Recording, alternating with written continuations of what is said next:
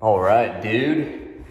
Yeah, I don't remember exactly what all I was saying to you on Instagram verbatim, but to nutshell it, foot problems, just like you were saying, the hip tension, it's kind of more of a global issue rather than a local issue. And while intrinsic foot strength and capacity is like awesome and nobody does it, builds really healthy feet.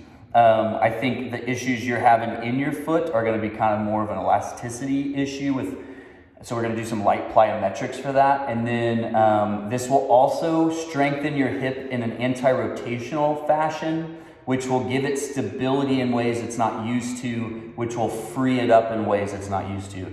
So none of these are stretches or even mobility really.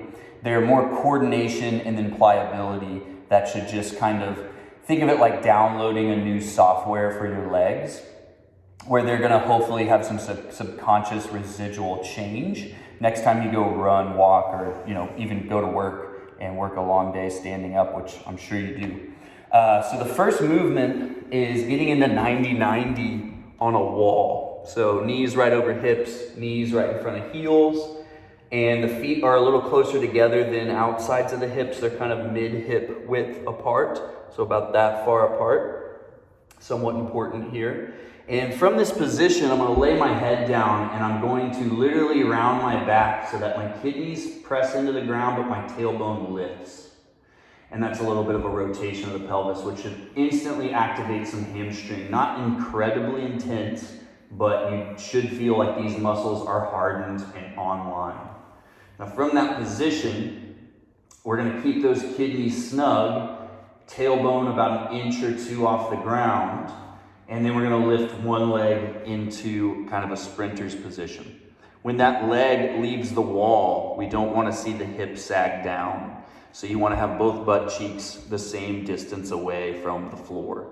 Now once we're there, we're going to pull the foot down the wall to contract the hamstrings a little further. So you imagine someone's trying to pull your foot up the wall, you're tractioning it down without letting it move, generating more tension in the hamstring.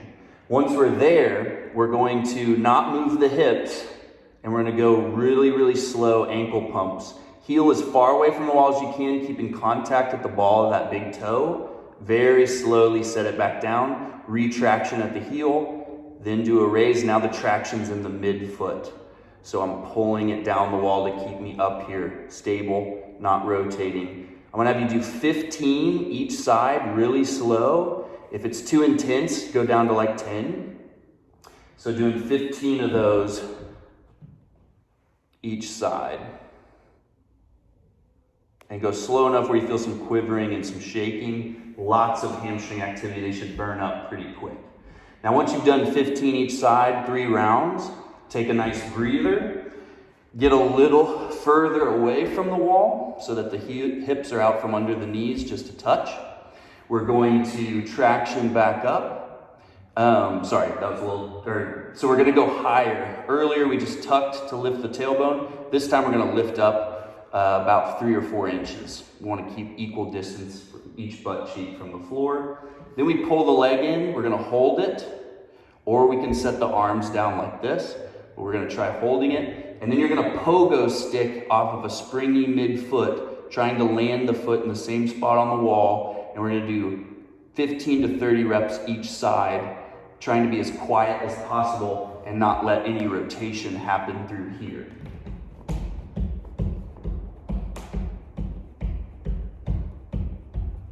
And you want that to be quieter and quieter over time. Hip comes up with the jump, knee stays bent.